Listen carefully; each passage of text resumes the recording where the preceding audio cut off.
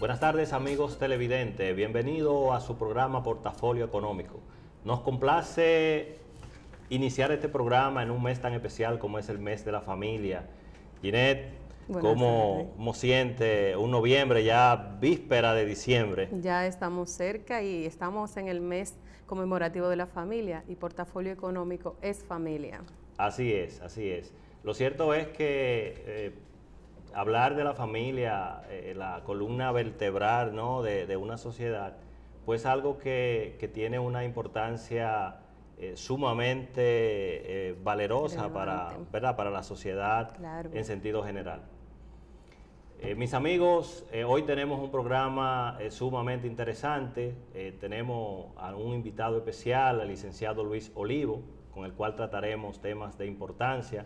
Tenemos comentarios sobre la visita del presidente, los temas que son esperanza para la economía, el turismo y todos los tratados que anuncia el presidente. Tiene en las diferentes áreas. Así es, así es. Así que nos vamos a unos comerciales y regresamos con Portafolio Económico.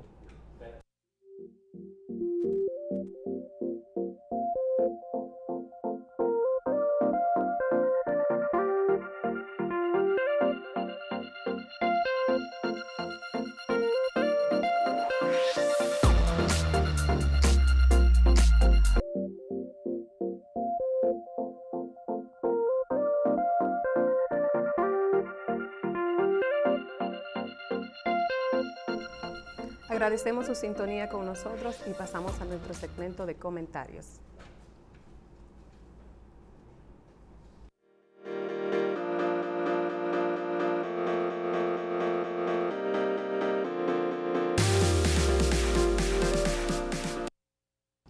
Seguimos en Portafolio Económico.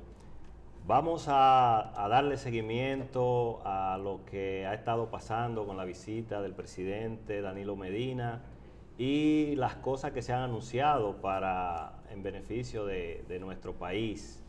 Ginette, vimos cómo el presidente estuvo haciendo honor, sí, ante ese majestuoso, diríamos, estructura histórica que tiene China, ¿no? Sí. Algo sumamente sorprendente y llamó mucho la atención porque es un acto que realmente es digno de admirar. Correcto, a mí me encantó cuando cantaron el himno nacional a nivel instrumental, fue precioso. Sí, escuchar la nota de nuestro himno nacional en cualquier país, en cualquier lugar, pues la verdad que nos despierta, ¿no?, ese sentimiento patrio que tenemos todos y que debemos tenerlo cada día ante tantas informaciones, tanta amenaza muchas veces que se anuncian, ¿no?, de algunas injerencias que parecen bulla muchas veces, pero de todos modos como nación no nos podemos descuidar. Correcto. Vimos una serie de acuerdos que se han anunciado, han hablado de unos 20 acuerdos. Sí. Yo creo que esto hay que valorarlo, porque fíjate que a nivel económico ningún país puede perder la oportunidad de entrar a mercados grandes. Estamos hablando que China tiene una población de 1.300 millones de personas.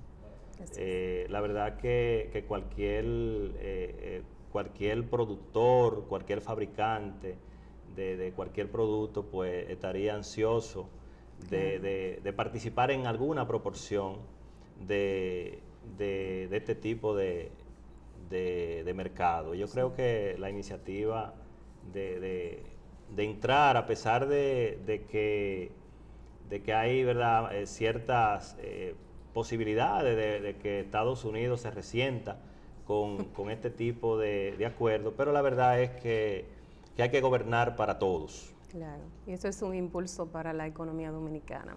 Así es. Fíjate que dentro de los temas que son relevantes en esta visita es la posibilidad de que el área agrícola pueda exportar a China. Y eso evidentemente que hace una conexión con el esfuerzo que el presidente está haciendo con la inversión en el campo, la visita sorpresa y todo eso. Ahí, fíjate cómo ese momento de la visita y los acuerdos, pues eso crea una serie de conexión. Correcto, van relacionadas Así una es. con la otra. Yo creo que la verdad es que cuando uno ve la posibilidad tanto de importación como de exportación, eso pudiera tener un impacto muy positivo sobre todo para el tema precio. Cuando tú tienes que importar, por ejemplo, sobre todo temas de piezas de vehículos y todo eso, que si la traes de Estados Unidos, pues los precios evidentemente son otros. Claro, sin embargo, va a haber competitividad. La competitividad es mayor y los precios deben de hacer un rejuego.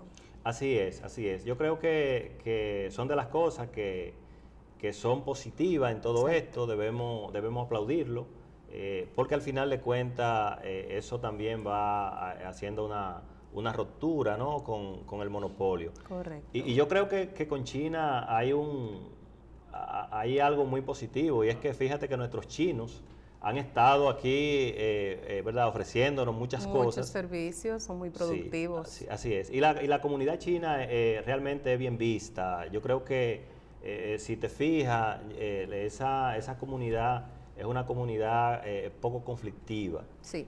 Casi tú no ves noticias de chinos involucrados en temas delictivos y temas de otra cosa. Son una comunidad muy laboriosa, parecido a nosotros, con la única diferencia que a nosotros nos gusta la cerveza de vez en cuando los fines de semana, pero sí, ahí vamos. Yo creo que es muy al lugar. Es un sector muy productivo. Se enfocan mucho en los negocios y eso es algo muy bueno. Así es. ¿Sabe qué me llama la atención dentro de los temas que se están tratando? Es el tema del turismo. Fíjate que nosotros no hemos explotado de manera, diríamos de manera en grande el tema del turismo chino, y pareciera que ahora esto se va a aprovechar. Correcto. Con esto se va a potenciar más las visitas, lo cual es un punto muy a favor de nosotros. Correcto. Como país turístico. Así es. Sí. Hay un elemento de esa visita o de esos acuerdos, y es el tema en materia de educación. Fíjate que parece que va a haber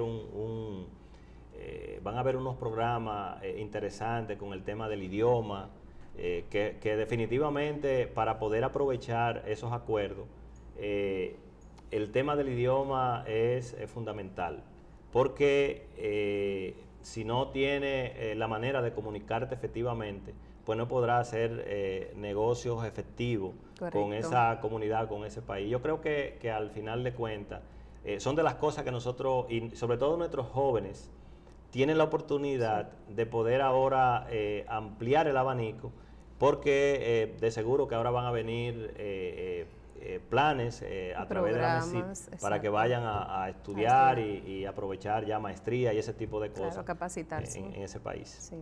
Así es. Definitivamente que saludar todo este esfuerzo que está haciendo el presidente con su equipo, y nosotros pues estar atentos a estas oportunidades y los sectores productivos, pues aprovechar esta oportunidad que se le brinda. Así que vamos a una pausa y seguimos con Portafolio Económico.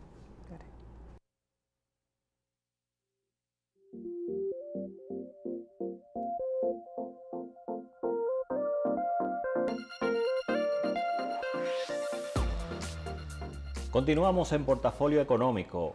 Esta semana estuvimos dando seguimiento a las declaraciones del director general de Impuestos Internos, donde anunciaba que cumplía la meta de 426 millones de pesos en recaudación. Realmente esto habla bien de la gestión del ingeniero Magín Díaz, porque la verdad es que por segundo año consecutivo cumplir la meta propuesta de recaudación, pues genera estabilidad para que los presupuestos del Ejecutivo puedan ejecutarse de manera efectiva. También el director de impuestos ha indicado que está trabajando para que la dirección esté en condiciones de apoyar este proyecto que ha anunciado Industria y Comercio y MIPYME con respecto al tema del impuesto único, cosa que realmente será positiva para los sectores pequeños sobre todo, porque podrán mitigar todo este tema de alivianarse todo lo que tiene que ver con los anticipos y la carga de impuestos.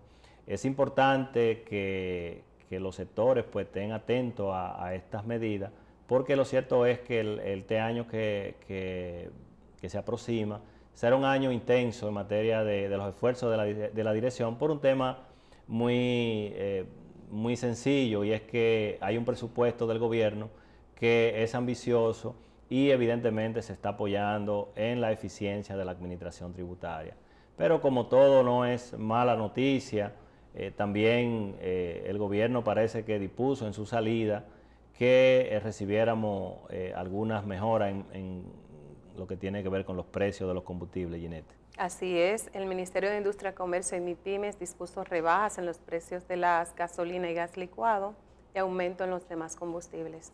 Esto viene muy bien porque en un fin de semana largo, pues recibir una rebaja de 2.90 en la gasolina premium y recibir 2.40 en la gasolina regular, 2.90 en la premium, 2.40, y en el gas licuado de petróleo 2.40. Yo creo que es algo que ayuda y deja que la población pues vaya un fin de semana largo con cierta tranquilidad. Así que, mis amigos, nosotros seguimos en Portafolio Económico con un invitado, el licenciado Luis Olivo, quien es un experto en materia contable, un hombre conocedor, un contador público, tesorero del Instituto de Contadores Públicos Autorizados. Así que nos vamos a foro y regresamos con nuestro invitado.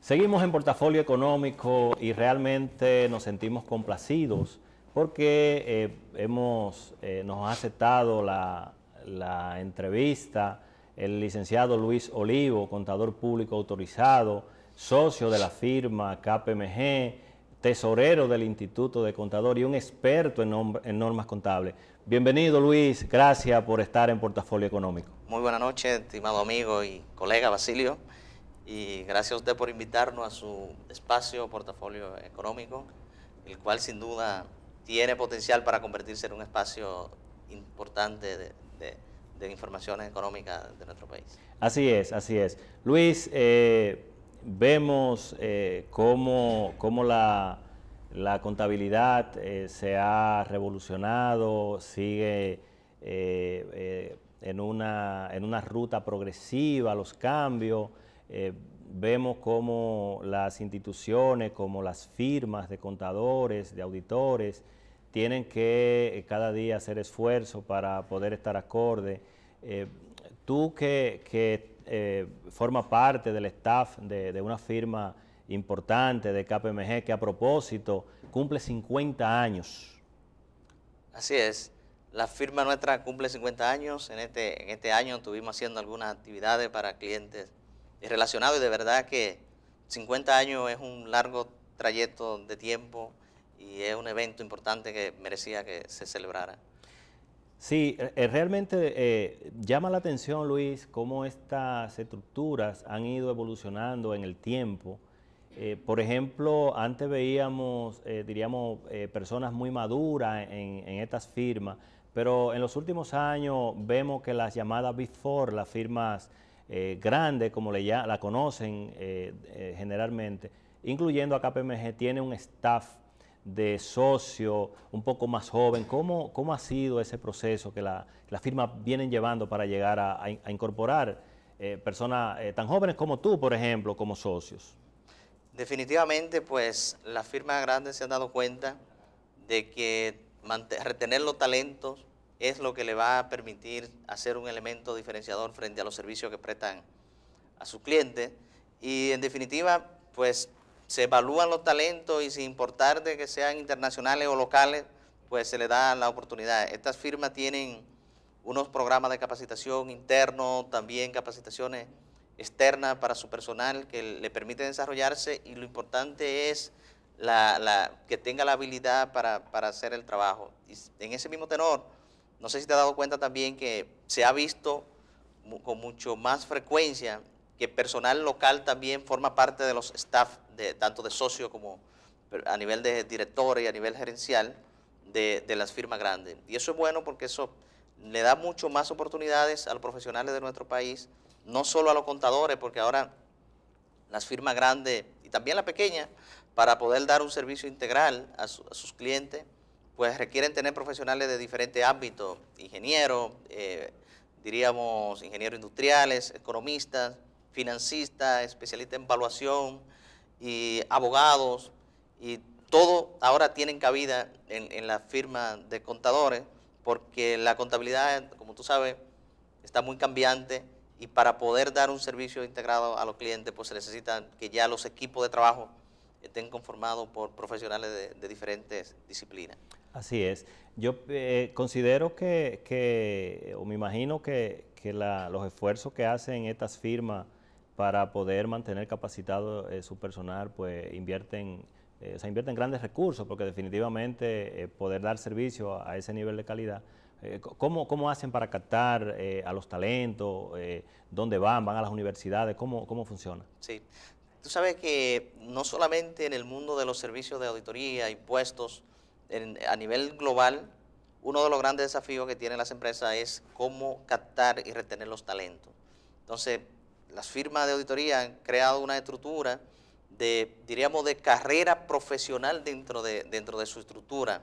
Es decir, cuando un muchacho que sale de una universidad sin experiencia entra a una firma, nosotros siempre le decimos, mira, no entraste a un trabajo, ha iniciado una carrera, lo que quiere decir que está en un primer paso de un gran escalón, y que le vamos poniendo metas tanto profesionales como de relacionamiento, como de capacitación, para que vayan creciendo en la escalera y que siempre vean un objetivo a cumplir, y por lo tanto sea una forma de las grandes firmas retener los talentos, porque definitivamente que estos tipos de servicios son muy personalizados, y las firmas que va a dar el mejor servicio es la firma que tenga dentro de su personal, dentro de su staff, los mejores talentos. Entonces, es todo un esquema de gastar dinero en las capacitaciones internas, que las grandes firmas, en su mayoría o todas, tienen muy buenos programas de capacitaciones internos, pero también aquellas habilidades que no se desarrollan internamente, pues pagarla y ir al extranjero también, donde estén los conocimientos,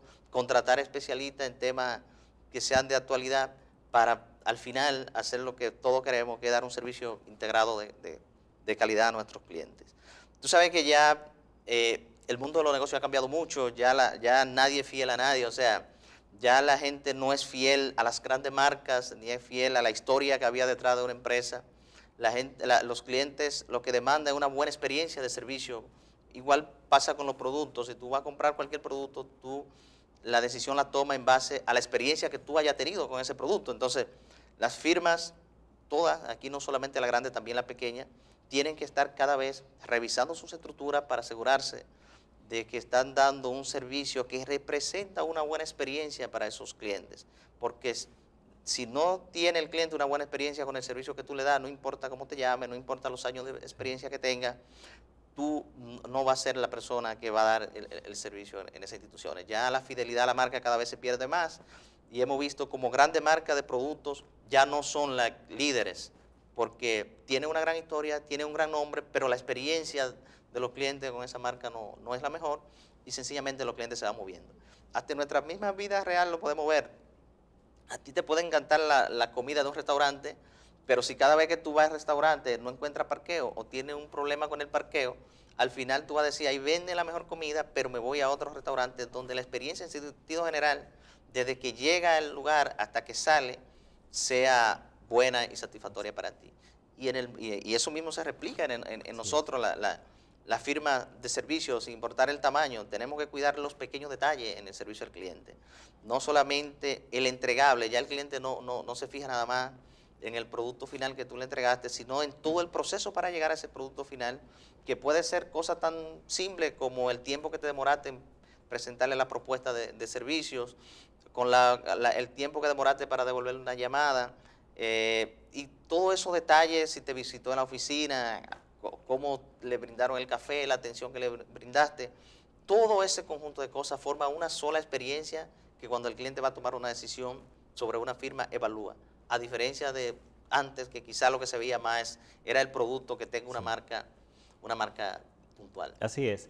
Hablando, Luis, de ese proceso de capacitación y entrenamiento, vemos que se ha estado hablando en estos últimos días y instituciones como el Instituto de Contadores pues ha puesto en conocimiento. Vimos también el CONACYT que hablaba de una nueva norma, la NIF 16, y se habla de un impacto en la parte de impuestos y todo eso.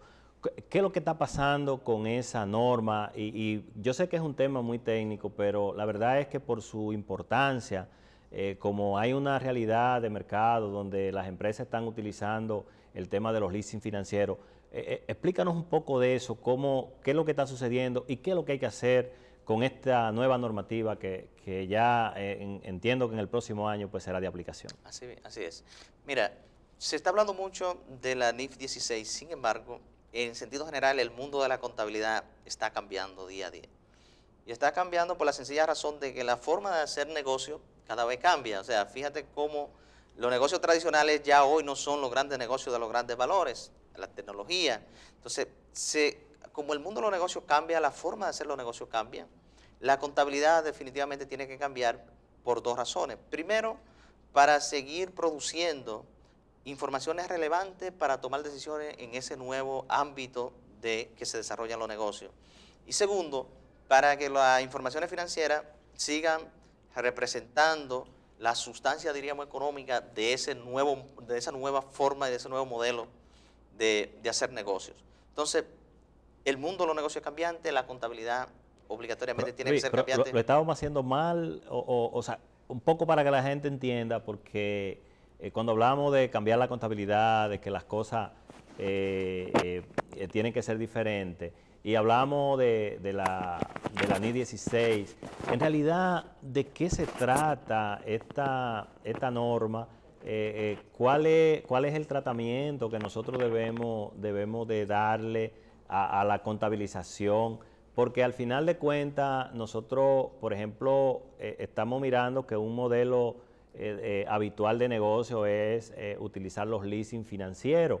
Y para que nuestro público común pues entienda lo que es un leasing financiero, no es más que aprovechar aquellas facilidades o aquellos productos que tienen los bancos para nosotros poder explotar un bien, o sea, poder comprar, diríamos, si se quiere, un vehículo bajo una condición de tiempo y tanto de intereses, un poco para esto llevarlo a la contabilidad, porque fíjate que tenemos dos vistas.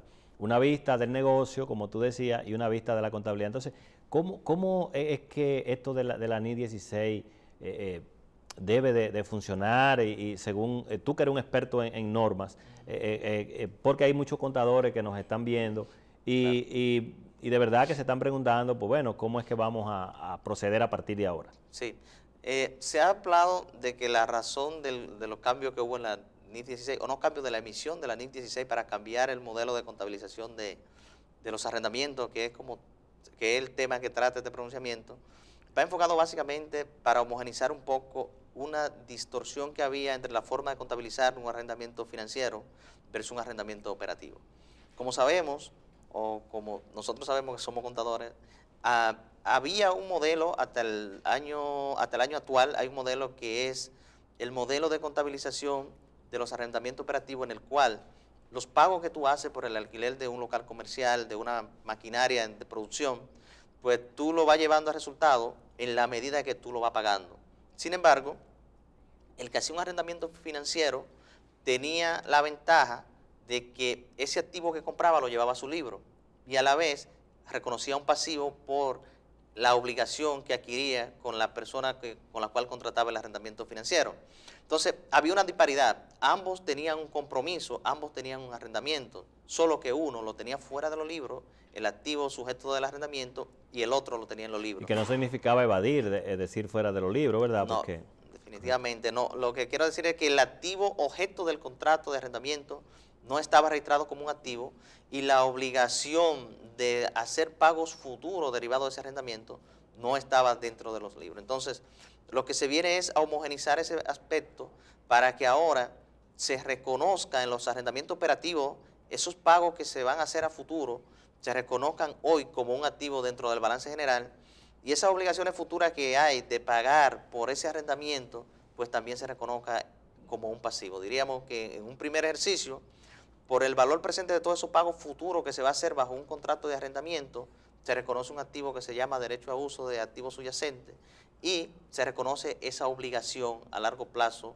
que tú tienes con ese arrendador, que es la persona que te está arrendando el activo. Entonces, eso homogeniza un poco para que a nivel de la contabilidad, tanto el que contrató el activo, el arrendamiento financiero, como el que contrató el arrendamiento operativo, tengan ese activo reconocido y ese pasivo, y la información financiera cumpla con una de sus virtudes, que es la comparatividad.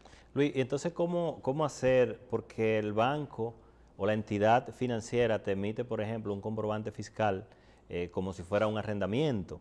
Sin embargo, tú nos dices que debemos de registrar entonces esa operación como propia, como un derecho. Entonces, ¿cómo conviven esos dos mundos? O sea, en un momento me emiten un comprobante fiscal y en otro momento entonces yo también tengo que reconocer el derecho, ¿verdad?, que me está imputando la norma. Sí, definitivamente ahí va a haber una diferencia entre el monto del gasto fiscal soportado por un comprobante fiscal y el monto del gasto contable para cumplir con norma internacional de información financiera.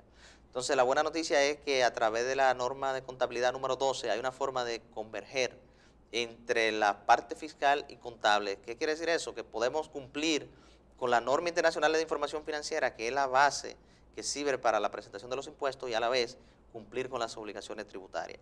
En ese sentido, ese activo subyacente que se va a reconocer se va a amortizar en línea recta durante la vida útil del arrendamiento, y esos pagos, que son los que tienen el soporte del comprobante fiscal, ya no irían a resultados, sino que serían una deducción del pasivo que previamente reconocía. Entonces yo voy a tener, por un lado, unas erogaciones, que son un gasto admitido, que no va a estar el gasto en resultado, y por lo tanto en mi conciliación de impuestos sobre la renta tendría que restarlo de la base contable.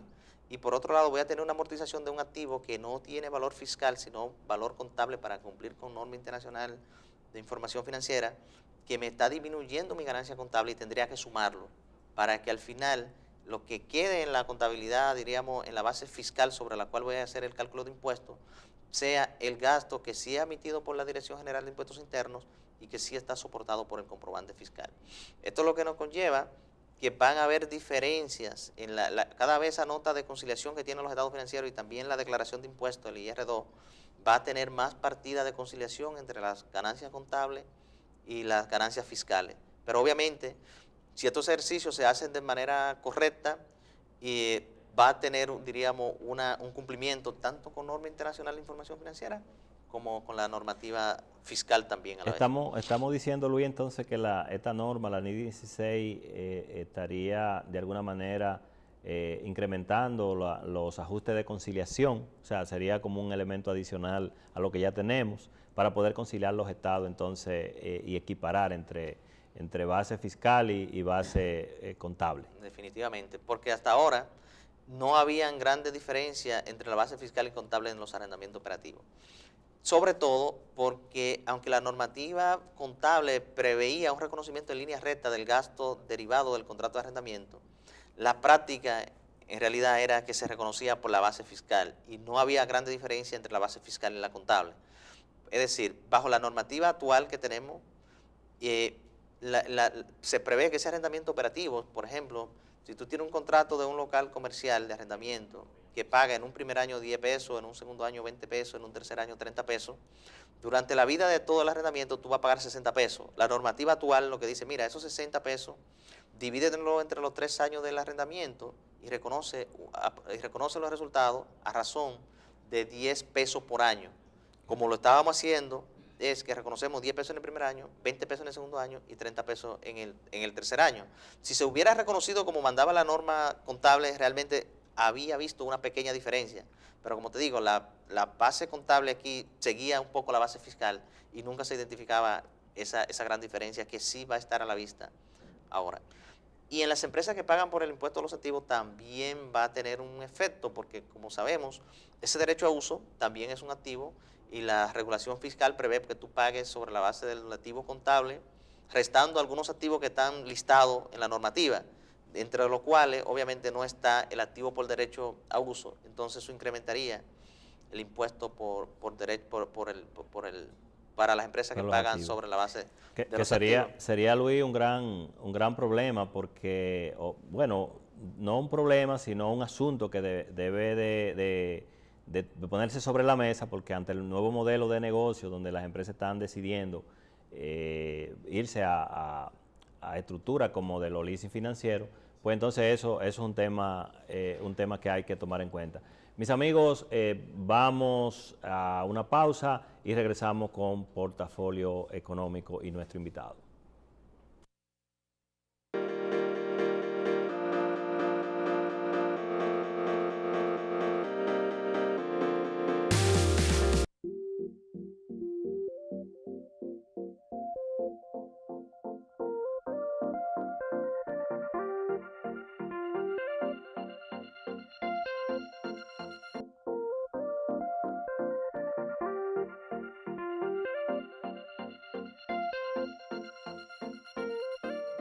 Continuamos con Portafolio Económico y con el licenciado Luis Olivo, experto en normas contables, un hombre que conoce y vive actualizándose. Recientemente estuvo en Estados Unidos siguiendo los cambios de estas normas. Luis, ¿qué otras normas pudieran estar en proceso de modificación y que evidentemente por el acuerdo que tiene o por la obligación que tiene el país con la Federación Internacional de Contabilidad, IFAT, estamos obligados a adoptarla?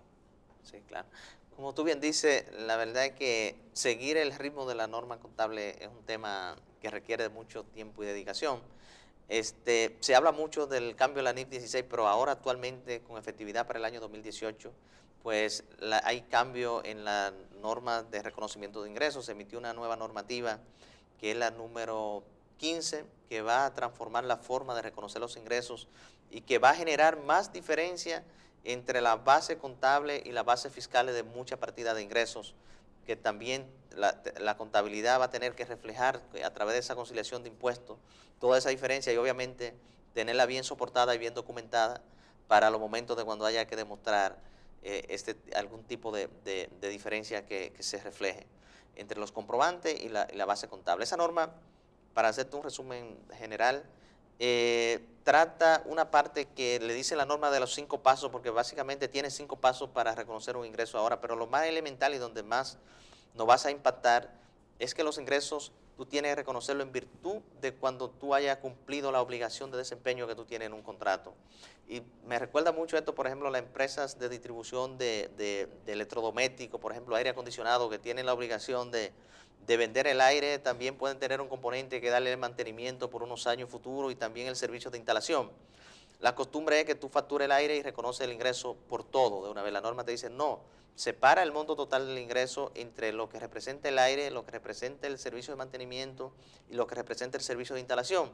Y en la medida que tú vayas cumpliendo con cada una de esas obligaciones, en esa proporción, tú vas a ir reconociendo el ingreso en tus estados financieros bajo norma internacional de información financiera. Como te darás cuenta, fiscalmente tú emitiste un solo comprobante por toda la transacción. Entonces va a tener un tiempo de reconocimiento del ingreso desde el punto de vista fiscal, que es un tiempo diferente a cuando tú cumples con esas 3 obligaciones de desempeño y por consiguiente cuando tú debes reconocer el ingreso. Igualmente se emitió también con efectividad el año 2018 la norma internacional de contabilidad número 9 sobre instrumentos financieros, que vas a impactar considerablemente la forma de constituir la reserva para activos riesgosos de los instrumentos financieros. Particularmente en nuestro país no va a afectar en la cuenta por cobrar a los clientes, porque sabemos que el sector financiero pues no lleva todavía su contabilidad bajo norma internacional de información financiera, sino que es sobre una base regulada, tiene su propia reglamentación de cómo constituir su reserva, pero en las cuentas por cobrar comerciales habituales que tienen la mayoría de las empresas comerciales en nuestro país, que sí llevan contabilidad bajo norma internacional de información financiera, pues hay un nuevo modelo que incluye un elemento que se llama pérdida esperada. O sea, hasta el día de hoy, cuando tú vas a constituir una reserva para tu cuenta por cobrar en las empresas, tú haces un análisis de la pérdida que tú entiendes que dentro de tu portafolio ya ha incurrido al día de hoy. Ahora, la normativa te dice, ok, evalúala al día de hoy, pero también qué cosas pueden pasar en el futuro que pueden afectar la capacidad de pago de esos clientes y que por lo tanto van a requerir mayor cantidad de reserva en tu cuenta por cobrar. Es decir, que nada más no es constituir la reserva por lo que pasó, sino por lo que puede pasar en el futuro. Es una forma que, a entender de los propulsores de esta normativa, pues genera más transparencia en la contabilidad y básicamente se deriva de esta crisis financiera que hubieron en Estados Unidos, básicamente, donde se prevía que algunos portafolios de crédito no estaban adecuadamente provisionados. Entonces, producto de eso, pues vino esos cambios. Hubieron muchos otros cambios en la clasificación de los instrumentos financieros también, los cuales, para el caso de las inversiones, el sistema financiero ya emitió una resolución que va a ser efectiva para el año 2019, que va a requerir que las inversiones, puntualmente, no todos los instrumentos financieros, sino nada más las inversiones, se clasifiquen siguiendo las reglas previstas por la NIF 9. Hay todavía una gran brecha porque hay muchas otras partes que las regulaciones no han adoptado, los reguladores locales, pero ya esa parte se va a adoptar, diríamos, por anticipado. Hay otra gran norma que está dando mucho dolores de cabeza a nivel internacional y que aquí no se habla mucho de ella, básicamente porque el sector asegurador lleva su contabilidad sobre una base regulada, local también.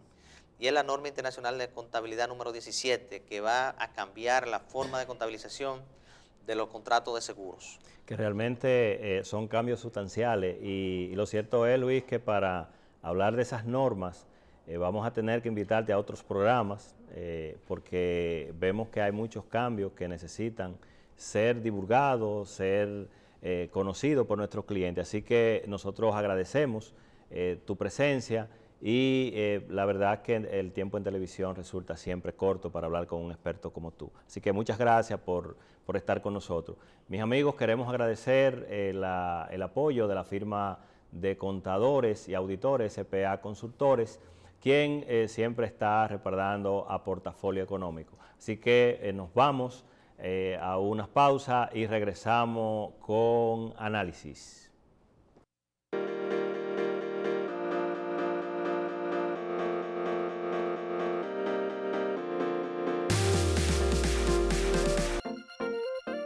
Continuamos con Portafolio Económico, su programa económico de la semana. Ginette, ¿qué tenemos? Recuerden que pueden seguir al licenciado Basilio en sus redes sociales, en Facebook como Basilio Sánchez y en Instagram con @CPA Basilio Sánchez. Y a nosotros nos pueden seguir en Instagram como @Portafolio TV. Estamos en YouTube también como Portafolio Económico. Escríbanos, dejen sus comentarios, los cuales son muy importantes para nosotros.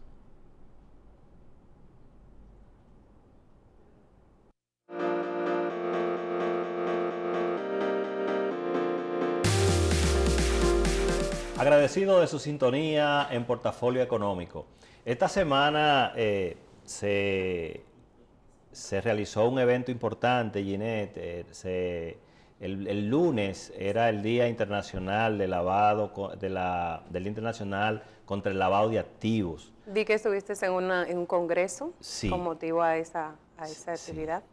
Sí, realmente queremos agradecer a la licenciada Wendy Lora, que es la directora ejecutiva de la Unidad de Análisis Financiero, conocida como la UAF.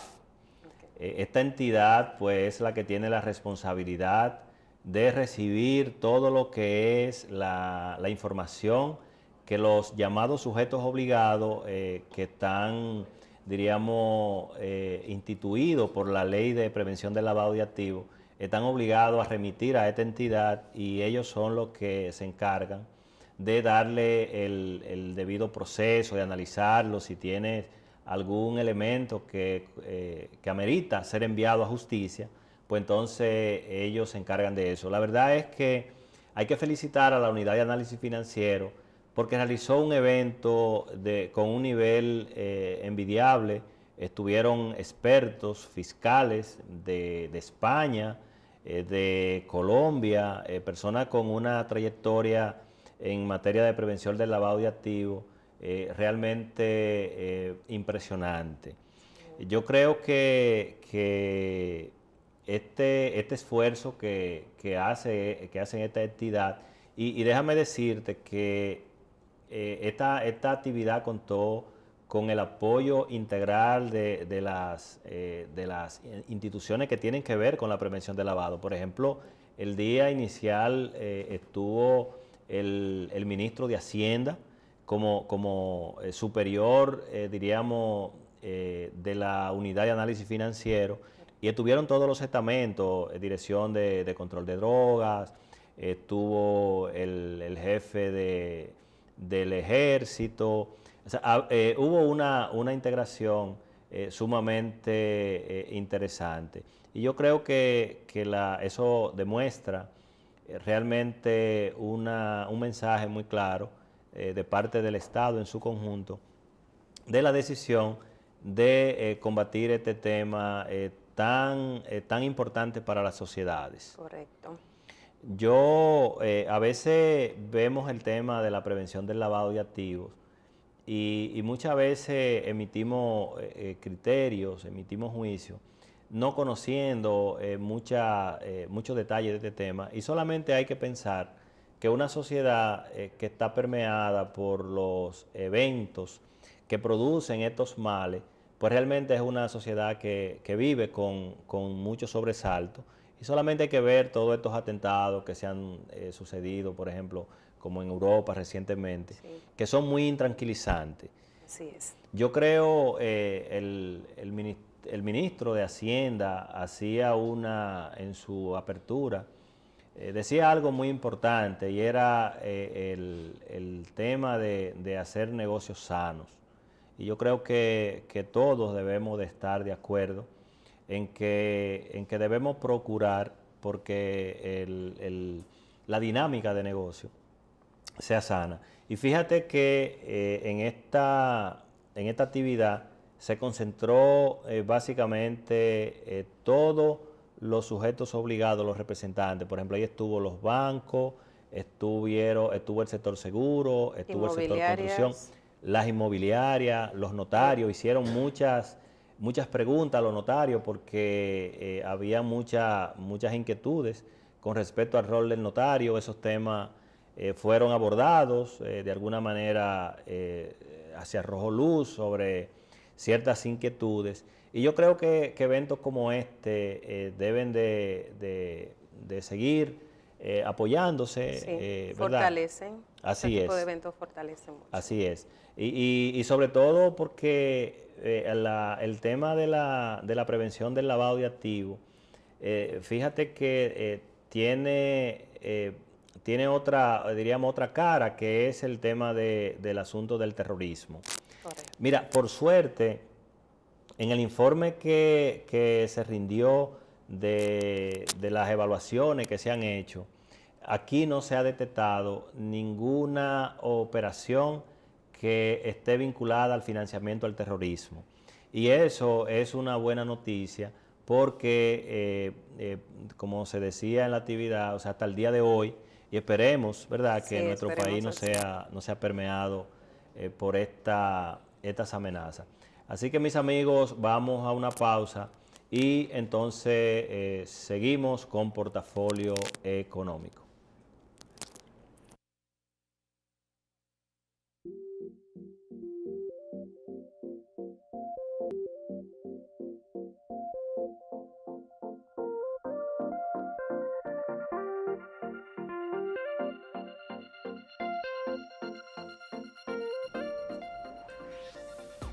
Señores, si llegamos al final de esta entrega, recuerden seguirnos en nuestras redes sociales y esperamos que tengan un buen fin de semana. Esperamos que nos sintonicen por nuestro canal 26 de Altiz y recuerden que su cita es con nosotros, Portafolio Económico.